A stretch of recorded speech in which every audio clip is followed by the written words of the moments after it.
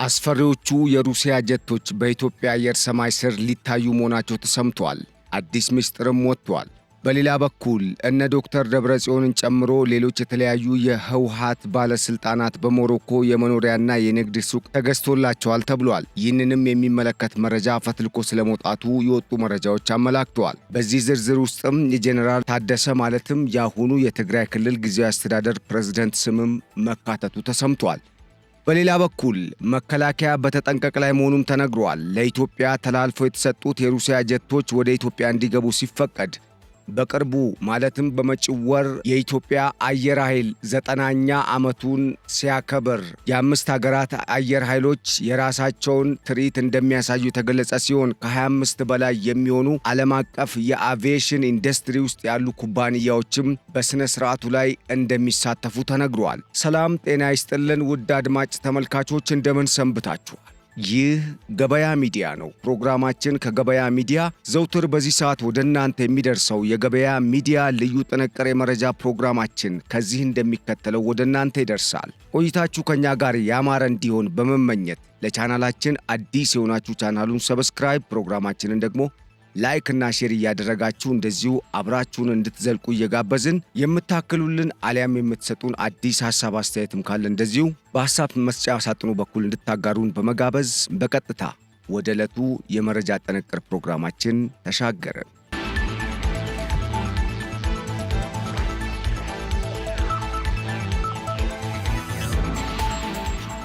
ከመጪው ጥር 15 እስከ 19 2018 ዓ.ም ይካሄዳል ተብሎ የሚጠበቀውና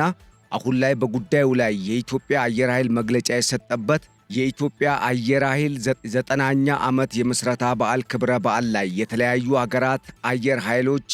የየራሳቸውን አየር ትርኢት እንደሚያደርጉ መረጃው ጠቁሟል። በተለይም የሩሲያ ጀቶች የኢትዮጵያን ድንበር አቋርጠው እንዲገቡ የኢትዮጵያ አየር ኃይል ዋና አዛዥ ጄኔራል ይልማ መርዳሳ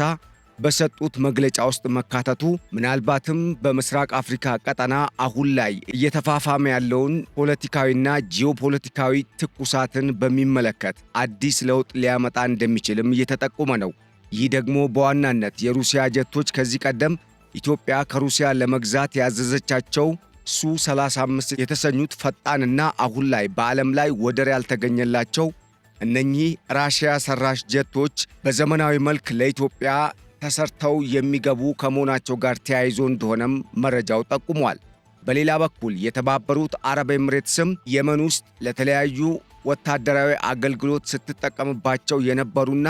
አሁን ላይ ዘመኑ የደረሰባቸውን ፈጣን የሚባሉ ዘመናዊ ጀቶቿን ወደ ኢትዮጵያ እንደምታስገባ ማስታወቋ ተነግሯል። ይህ ሁኔታ ኢትዮጵያን በአየር ኃይል ዘርፍ ከፍተኛ አቅምን የሚሰጣት ከመሆኑም በላይ በቀጠናው ላይ በተለያዩ አቅጣጫ ሊቃጣባት የሚችልን የትኛውንም አይነት ጥቃት ለመመከትም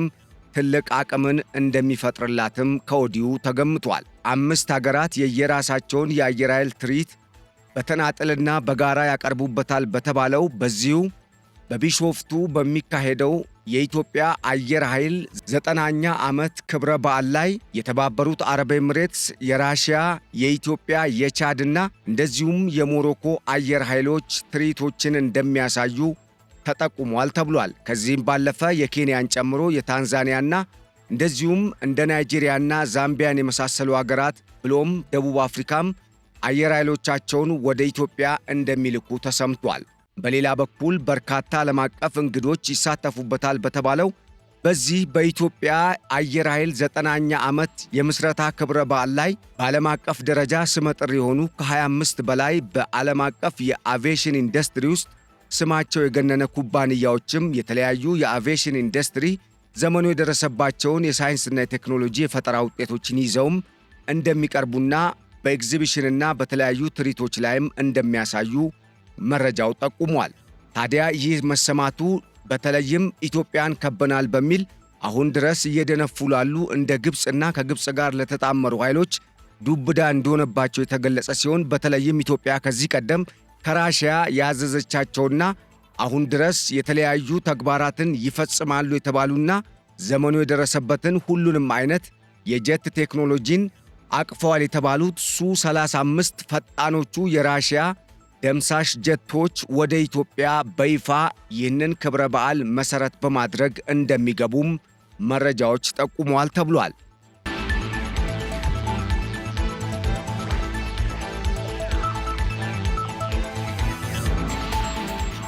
በሌላ በኩል በኢትዮጵያና በሞሮኮ መካከል አሁን ላይ የተፈጠረውን ጠንካራ ግንኙነት ተከትሎ አዳዲስና ሚስጥራዊ መረጃዎች ከወደ ሞሮኮ ዋና ከተማዋ ራባት እየተሰሙ ስለመሆናቸው የወጡ መረጃዎች አመላክተዋል። የአዲስ ሪፖርተር የዋሽንግተን ተባባሪ ሪፖርተር እንዳመላከተውና አወጣው እንደተባለው ያፈተለከ ሚስጥራዊ መረጃ መሰረት ከፍተኛ የህወሓት የጦር አንጃዎች በሞሮኮ የተለያዩ ዘመናዊ መኖሪያ ቤቶችና ለተለያዩ የንግድ ሱቆች አገልግሎት የሚውሉ ሱቆችና ሌሎች ቪላዎችን ከትግራይ ወደ ውጪ በህገወጥ መንገድ እየሄደ በሚሸጥ የወርቅ ገንዘብ በባለሀብቱ በአቶ ዳዊት ገብረ እግዚአብሔር አማካኝነት ተገዝቶላቸው እንዳለ የሚያሳይ መረጃ ፈትልኮ መውጣቱ ተሰምቷል። የተለያዩ የህወሓት ከፍተኛ ባለስልጣናት ስም ዝርዝር ተጠቀሰበት በተባለው በዚህ አፈትልኮ በወጣውና በተለይም አንድ የዚሁ ጥቅም ተጋሪ የነበሩና አሁን ግን ይበቃል ህዝባችን ተጎድቷል ሲሉ ሚስጥሩን አጋሩ የተባሉ የቀድሞ የህወሓት ከፍተኛ አመራር ሰጡት በተባለው መረጃ መሰረት አሁን ላይ ክልሉን እየመሩ የሚገኙት የትግራይ ክልል ጊዜያዊ አስተዳደር ፕሬዝዳንት ሌተናል ጄኔራል ታደሰ ወረደን ጨምሮ ዶክተር ደብረጽዮን እንደዚሁም ሌሎች ከፍተኛ የጦር አመራሮችና የክልሉ መንግስት ባለስልጣናት የተለያዩ ለመኖሪያ ቤትነት የሚያገለግሉ ቪላ ቤቶችና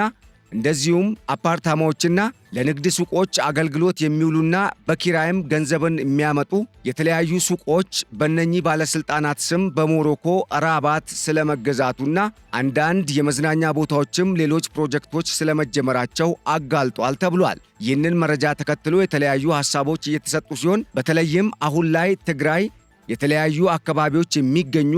የማህበረሰብ ክፍሎች ከፍተኛ የሆነ ለረሃብ የደረሰ ችግር ውስጥ በወደቁበት በዚህ ወቅት የዚህ አይነት መረጃ መውጣቱ ለክልሉ መንግስት ትልቅ ውድቀት ነውም ተብሏል። በአንጻሩ አሁን ላይ የክልሉን ስልጣን ለመቆጣጠር እየተንቀሳቀሰ ለሚገኘው ህወሓትም ቢሆን ይህ ከፍተኛ አደጋን የሚያመጣ እንደሆነም ተነግሯል። አሁን ላይ በትግራይ በተለያዩ አካባቢዎች የሚሰሙና በተለይም ከወርቅ ንግድ ጋር ተያይዘው ከክልሉ በተለያየ መንገድ በኤርትራ በኩል ወደ ውጭ ወጥተው የተለያዩ የዓለም ሀገራት ውስጥ ለገበያ የሚቀርበው የትግራይ ወርቅ ተሰብስቦ ጥቂት ባለስልጣናት ኪስ እየገባ ነው የሚለውን መረጃ ያጠናከረ ከመሆኑ ጋር ተያይዞም ይህ ጉዳይ በቀጣይ ባለስልጣናቱ ላይ ህዝቡ እንዲነሳም ሊያደርግ የሚችልበት ዕድል ስለመኖሩም ተጠቁሟል ተብሏል። በሁሉም አቅጣጫ ትግራይን አሁን ላይ የሚያንቀሳቅሱ ኃይሎች እጃቸው አለበት የተባለውና በየስማቸው ቪላ ቤትን ጨምሮ የተለያዩ ለመኖሪያነትና ለሱቅ አገልግሎት እንደዚሁም በኪራይም የተለያዩ ገቢን ሊያስገቡ የሚችሉ ዘመናዊ ቤቶች በሞሮኮ ራባት ስለመገንባታቸውና እንደዚሁም ገንቢ ከሆኑ ሪል ስቴቶች ላይም መገዛታቸውን ይህም በህወሓት ዋና ሰው በሆነችው በሞንጆሪኖ ወይም ፈትለወርቅ ገብረ እግዚአብሔር ወንድም በአቶ ዳዊት ገብረ እግዚአብሔር አማካኝነት የተከናወነ እንደሆነ የተገለጸ ሲሆን በዋናነት ባለሀብቱ ዳዊት ገብረ እግዚአብሔር በኤርትራ በኩል ከትግራይ ወጥቶ የተለያዩ የአረብ ሀገራትና በሌሎች የዓለም ክፍሎች በሚገኙ ሀገራት ገበያ ውስጥ ለገበያ ከሚውሉ የትግራይ ወርቆች ሽያጭ ከተገኘ ገንዘብ እየገዙላቸው ስለመሆናቸውም የወጣው መረጃ አመላክቷል ተብሏል። የዚህ አይነቱ መረጃ ሲወጣ ለመጀመሪያ ጊዜ አይደለም ያለው መረጃው በተለይም ከዚህ ቀደም በተለያየ መልኩ ከህገወጥ የወርቅ ንግድና ከኮንትሮባንድ እንቅስቃሴ ጋር በተገናኘ እንደዚሁም የህገወጥ ሰዎች ዝውውርንም በሚመለከት የትግራይ ከፍተኛ ባለስልጣናት ስማቸው ተያይዞ ሲነሳ እንደነበረም አመላክቷል ተብሏል። የትግራይ ኃይል ዋና ዋና አመራሮች በአራቱም አቅጣጫ ትግራይን የሚወክሉ ኃይሎችን የሚመሩ ከፍተኛ ወታደራዊ መኮንኖችም በየአካባቢው አሁን ላይ የሳፋሪ ማዕድንን ጨምሮ የወርቅ ማዕድናትን በመቆጣጠር በህገወጥ መንገድ በኤርትራ በኩል ወደ ዓለም ገበያ እንዲቀርብ በማድረግ በዛ ገንዘብ መሳሪያንና ሌሎች ለግል መጠቀሚያነት የሚውሉ ሀብቶችን እያካበቱበት እንደሆነም በተደጋጋሚ እየወጡ ያሉ መረጃዎች አመላክቷል። ከዚህ ቀደም የትግራይ ክልል የቀድሞ ጊዜያዊ ፕሬዝዳንት በመሆን ሲያገለግሉ የነበሩትና አሁን ላይ የጠቅላይ ሚኒስትር ዶክተር አብይ አህመድ የቅርብና የምስራቅ አፍሪካ ጉዳዮች ዋና አማካሪ ሚኒስተር በመሆን እያገለገሉ የሚገኙት ፕሬዝዳንት ጌታቸው ረዳም ከዚህ ቀደም በትግራይ ክልል የተለያዩ አካባቢዎች የሚገኙ የወርቅ ማዕድኖች ላይ ከፍተኛ ብዝበዛና ስርቆት ሲፈጸም እንደነበር በማመላከት በዋናነት የጦር አመራሮችና የክልሉ ሲቪል ባለስልጣናትም እጃቸው እንዳለበት ስም ጠቅሰው ማስታወሳቸው አይዘነጋም።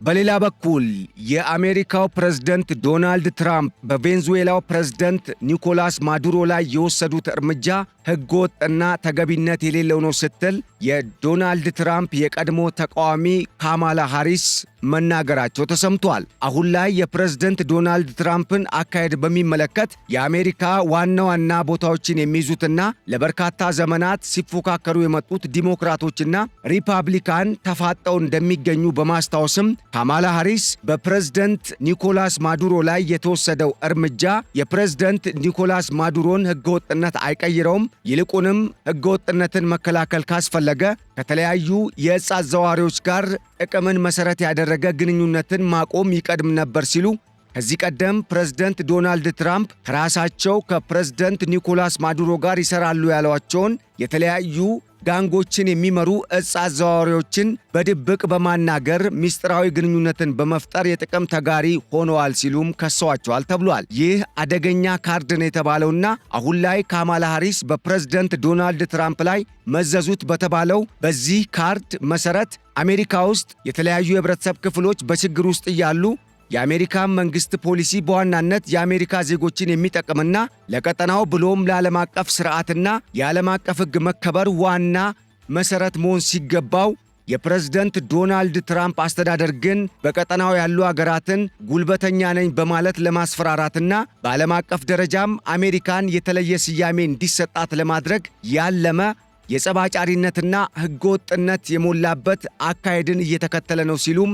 ፕሬዝዳንት ዶናልድ ትራምፕን ወርፈዋቸዋል ተብሏል። ሁለቱ መሪዎች ማለትም ፕሬዝዳንት ዶናልድ ትራምፕና አሁን ላይ በፕሬዝዳንት ዶናልድ ትራምፕ አስተዳደር እጅ ስር የሚገኙት የቬንዙዌላው የቀድሞ ፕሬዝዳንት ኒኮላስ ማዱሮ የእርስ በርስ የቃላት ልውውጥ ሲያደርጉ እንደነበር በማስታወስም በዛን ወቅት ፕሬዝዳንት ዶናልድ ትራምፕ ኒኮላስ ማዱሮን እየተሳደበና እየወቀሰ ወንጀለኛም አድርጎ በመሳል ወንጀለኛና ዋና የዕፅ አዘዋዋሪ ከሚባሉ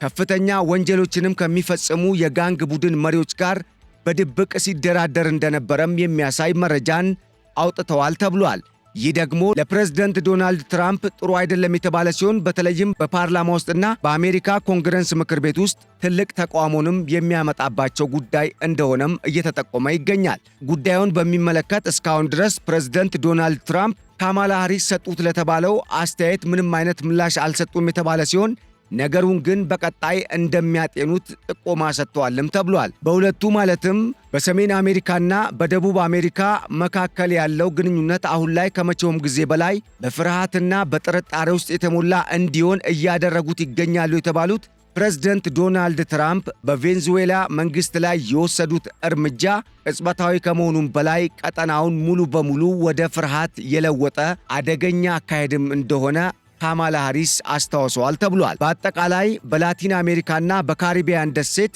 አካባቢ አሁን ላይ የፕሬዝዳንት ዶናልድ ትራምፕ አስተዳደር ምን አይነት አካሄድን ሊከተልና ምን አይነት እርምጃ ሊወስድ ይችላል የሚለው ጉዳይ አነጋጋሪና አጠያቂ የሆነ ከመምጣቱ ጋር ተያይዞ በርካታ ሀገራት የጦር ኃይላቸውን በተጠንቀቅ እንዲቆምና የአየር ክልላቸውንም በመዝጋት ላይ ስለመሆናቸው የወጡ መረጃዎች አመላክተዋል ተብሏል።